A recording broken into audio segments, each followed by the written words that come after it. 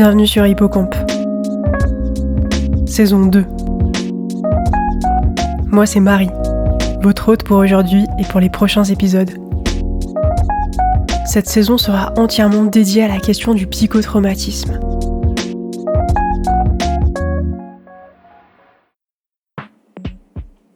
Je suis dans une colère noire contre la justice. Quand le mouvement des collages dans toute la France a lancé ça, c'est-à-dire ou afficher des banderoles ou quoi que ce soit sur un tribunal avec ce même slogan « Féminicide, État coupable, justice complice », j'ai foncé, tête baissée. Donc on a commencé à faire des collages à gauche à droite, le soir, la nuit. On a appris à se connaître, on a partagé des moments juste géniaux. Parce que t'as cette espèce d'adrénaline comme ça. Et ce qui est incroyable, c'est que le tribunal de Thonon est devant le commissariat avec des caméras dans tous les sens. Et nous, on a escaladé les barrières tranquille. On a pris des photos et on est parti. Et le fait de coller, mais c'est cathartique en fait, parce qu'on colle notre colère, on colle notre rage. Dans ce premier épisode, j'ai eu le plaisir d'interviewer Déborah. Déborah a 39 ans et elle a par le passé participé au collage féministe, un moyen d'expression fort pour dénoncer les violences faites aux femmes et le manque d'action de la justice à ce sujet qui l'a elle-même concernée. Déborah a vécu 2 agressions sexuelles alors qu'elle était jeune adulte et c'est à ce moment-là que beaucoup de choses se sont réveillées. Donc le stress post-traumatique, il a commencé en 2005 suite aux 2 agressions que j'avais subies. Et puis en 2011, j'ai commencé à avoir des images à caractère pédopornographique, sans rien d'autre, une deuxième, une troisième. J'avais l'impression de devenir complètement dingue parce que j'étais là, mais c'est pas du tout... c'est pas un fantasme, ça me dégoûte, ça générait énormément de dégoût et d'incompréhension. Donc je suis allée voir une psychiatre qui m'a dit tout de go, en fait c'est vous dans les images. Donc là, le ciel m'est tombé sur la tête littéralement parce que la consultation a duré peut-être 15 minutes et elle m'a lâché dans la nature avec ça. Donc là, tu restes avec mais qui m'a fait ça en fait ? Qui ? Quand ? Comment ? Où ? Tu soupçonnes tous les hommes de ton entourage, y compris ton père, donc il a pas super bien vécu. Mais je suis passée assez vite, j'ai eu une intuition assez rapidement sur le où et le quand et qui. Et puis cette psychiatre m'a envoyée chez un hypnothérapeute qui m'a fait une première séance pour savoir si j'étais réceptive. Ok, c'est bon, je pars comme une balle dans l'hypnose. Et puis la deuxième, j'étais là, j'avais entendu parler des faux souvenirs et des inductions fortes, et je lui ai dit tout de go, voilà, je veux l'induction minimale. Donc je veux juste retourner dans cet appartement à l'âge de 3 ans, parce que visiblement j'avais 3 ans pour cette intuition-là, et c'est tout. Vous me laissez dans l'appart. Point barre. Rien de plus.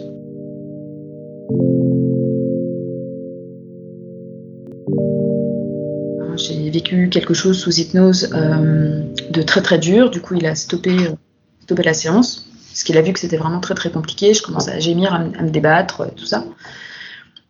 Et suite à cette séance d'hypnose, en fait, je pense que je peux dire que l'enfer a commencé.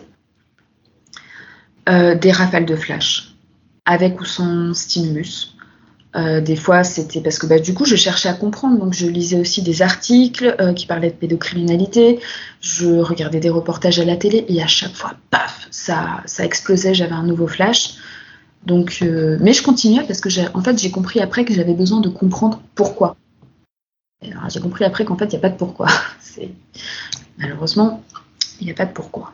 En fait, je me suis littéralement autogérée. Parce que ma psychiatre, à part me donner des médicaments, il se passait rien d'autre, ça durait 10 minutes et je repartais.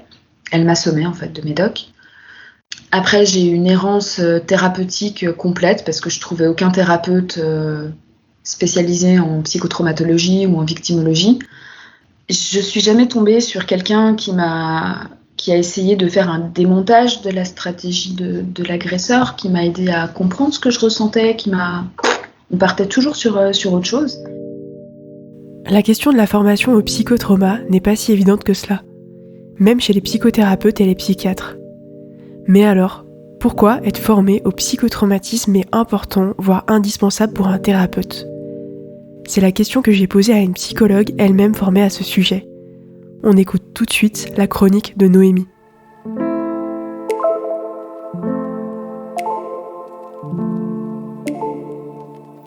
Quand on est professionnel de santé mentale et qu'on souhaite se diriger vers le soin, donc vers la psychothérapie, à mon sens, il est important de se former au psychotraumatisme pour plusieurs raisons. Déjà, parce que de nombreuses personnes sont concernées. Ensuite, parce que souvent, à l'université, en tout cas pour les études de psychologie, c'est un domaine qui est encore assez peu étudié ou alors de manière très générale. Même si heureusement, depuis quelques années, les choses commencent à bouger petit à petit, grâce à certains masters ou quelques diplômes universitaires aussi.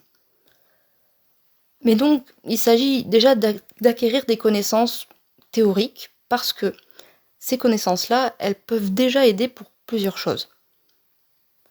D'abord, apprendre en tant que professionnel le fonctionnement général du psychotraumatisme et des autres mécanismes qui sont liés. Car ça permet donc de déjà mener des entretiens basés sur la parole d'une manière qui est plus adaptée, sans risque de retraumatiser surtout. Parce qu'on sait maintenant que reparler en détail d'un traumatisme, replonger dedans sans précaution, ça comporte un risque de retraumatisation et on peut déjà éviter ça. Ensuite, ça permet aussi de faire ce qu'on appelle de la psychoéducation avec les patients. Donc il s'agit d'expliquer ces fonctionnements justement aux personnes concernées pour qu'elles puissent comprendre, pour qu'elles puissent mettre du sens sur ce qu'elles ont vécu, sur ce qu'elles vivent encore. Donc par exemple, il peut s'agir d'expliquer le fonctionnement de la mémoire traumatique, des symptômes péritraumatiques, donc qui sont autour de l'événement, les symptômes post-traumatiques, donc qui se développent après coup, mais ça peut être aussi pouvoir expliquer les stratégies des agresseurs, parce que déjà tout ça, ça peut déjà être aidant pour la personne. Alors souvent, ce qui est assez connu quand même, ce sont les symptômes de ce que la psychiatrie appelle le trouble de stress post-traumatique. C'est-à-dire les symptômes de reviviscence, les images, pensées intrusives, flashbacks, cauchemars. Les symptômes dits d'évitement, éviter les lieux, les personnes qui rappellent les traumatismes. Les symptômes dits d'hyper-éveil, donc hypervigilance, irritabilité, etc. Et puis aussi les symptômes d'altération de l'humeur et des cognitions. Mais donc le fait de se former au psychotrauma dans ce domaine-là, ça nous apprend aussi qu'il n'existe pas juste le trouble de stress post-traumatique. Et il y a notamment ce que la psychiatrie appelle le trouble de stress post-traumatique complexe, qui là est avec des difficultés durables, sévères, dans la régulation des affects, dans la sphère relationnelle et aussi dans l'estime de soi, et qui surviennent donc suite à des traumatismes qui ont duré dans le temps, et donc qui vont demander une prise en charge plus spécifique. Ça permet aussi d'apprendre qu'il y a des comorbidités, donc d'autres troubles qui peuvent être au premier plan. Par exemple, ça peut être des phobies, des troubles du comportement alimentaire, des troubles de la personnalité, etc. Et c'est important d'avoir ça en tête parce que parfois, c'est comme si ces troubles-là étaient, par exemple, comme les feuilles d'un arbre, sauf que c'est important de creuser parce que si la racine est de l'ordre du psychotrauma, là aussi, la prise en charge va être différente. Et puis, il y a également ce que la psychiatrie appelle les troubles dissociatifs, et on sait qu'ils sont profondément liés à de la traumatisation.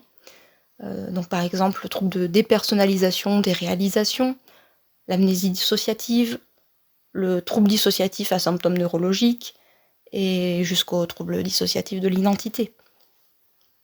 Je précise juste qu'il s'agit là du langage psychiatrique, parce que souvent c'est le plus connu, le plus utilisé, et donc il parle le plus. Mais il y a aussi d'autres théories qui parlent de tout ça autrement. Et par exemple, on peut citer la théorie de la dissociation structurelle, la théorie des états du moi, etc. Bon, mais donc le fait d'avoir ces connaissances théoriques, déjà, ça permet donc de repérer, d'aider les personnes concernées à comprendre pour avancer. Mais la théorie ne fait pas tout. Donc, bien souvent, pour soigner, on s'est rendu compte que la parole seule ne suffit pas, parce que justement, le fonctionnement de la mémoire traumatique et tout ce qui en découle, c'est vraiment spécifique. Et il y a de nombreuses formations qui, en plus de proposer donc des connaissances théoriques en psychotraumatologie, qui enseignent aussi des méthodes de soins, des psychothérapies à part entière. Et c'est par exemple le cas de la thérapie EMDR, la thérapie ICV, aussi l'hypnose. Il y a des modules de formation spécialement sur hypnose et trauma.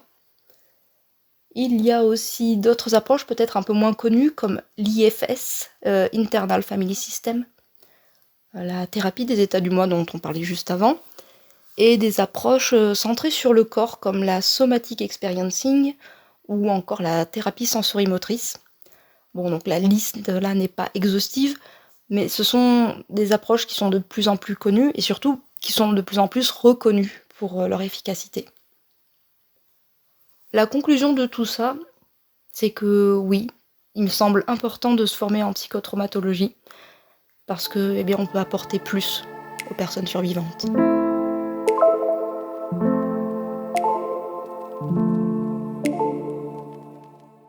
C'était Noémie que vous pouvez retrouver sur les réseaux sociaux sous le nom de Traumathérapie. Le psychotrauma, c'est aussi des symptômes spécifiques et identifiables. Des symptômes que Déborah a développés à la suite des événements traumatiques qu'elle a vécus dans sa petite enfance et lorsqu'elle était adulte. Ces symptômes sont très difficiles à vivre et très envahissants. Ils évoquent notamment des sensations de danger très intenses. Pour moi, tout était danger. Tout. Je repérais des situations de danger même quand il ne se passait rien.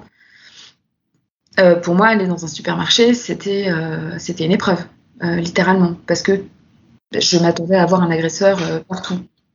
Je suis incapable, même encore aujourd'hui, d'aller me promener toute seule, parce que je suis en hypervigilance, et que pour moi, il peut y avoir un danger n'importe où. En fait, tout ce que je vais lire dans les médias, où genre, je sais pas, un homme a surgi d'un buisson, attaqué quelqu'un, ou une joggeuse a été enlevée, ou je sais pas quoi, tout ça me fait dire que, en fait, les lieux qui sont censés être apaisants, non, ça peut être source de danger. Donc du coup, je suis incapable, par exemple, encore aujourd'hui, d'aller me promener.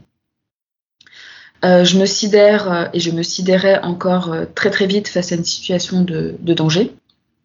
Je sais pas, je vois deux hommes dans la rue, je me sidère. Si je vois des personnes ivres, des hommes ivres dans la rue, je me tétanise, littéralement, parce qu'un de mes agresseurs était ivre. Quand je vois des personnes d'un certain gabarit qui me rappellent de près ou de loin un des agresseurs, je me fige complètement. Enfin, je peux me mettre à pleurer, à trembler, à bégayer et tout ça, même encore aujourd'hui. Ce qui m'a un peu plus aidée, c'est de faire du Krav Maga, parce que du coup, je me suis dit, bon, j'apprends quelques petits tips pour me défendre au cas où.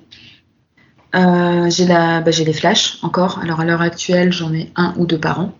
Mais il y a quelques années, c'était en rafale. Il n'y a pas d'autre mot, c'était des rafales de flash tous les jours, comme je disais, avec ou sans stimulus.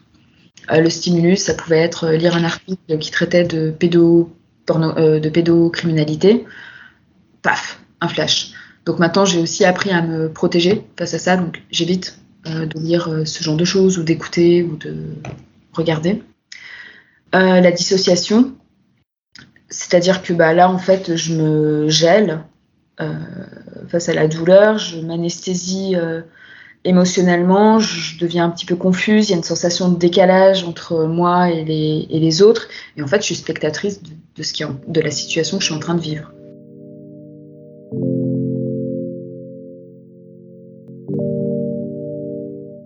Voilà, donc dissociation, hypervigilance, colonisation de l'agresseur, parce que j'avais honte aussi.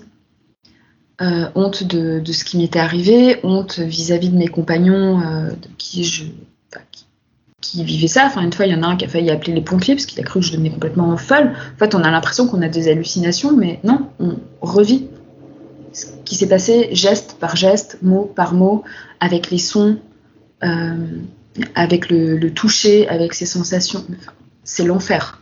Je peux aussi parfois avoir une espèce de sous-activation où je perds mes repères dans l'espace et dans le temps, où tout d'un coup, une sorte de, comme si j'étais dans un flou, j'ai la vision qui devient floue sur les côtés.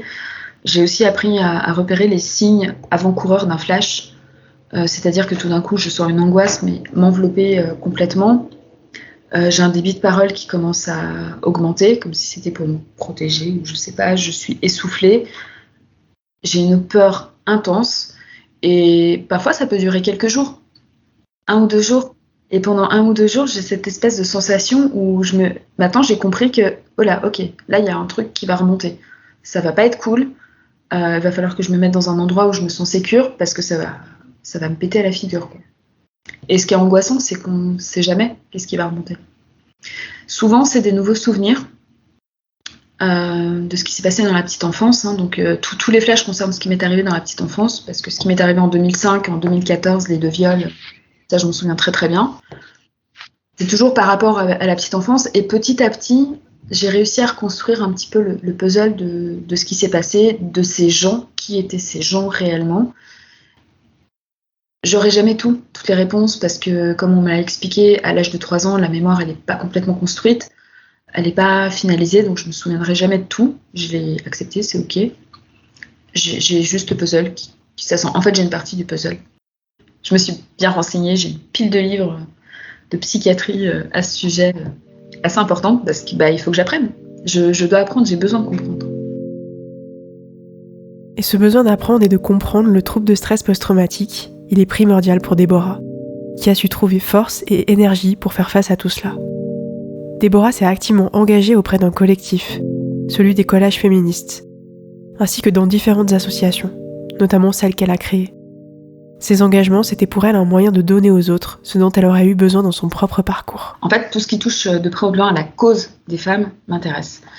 Et quand on a commencé à parler, quand les mouvements féministes, après le mouvement MeToo, ont commencé à parler des féminicides, j'ai foncé tête baissée en fait.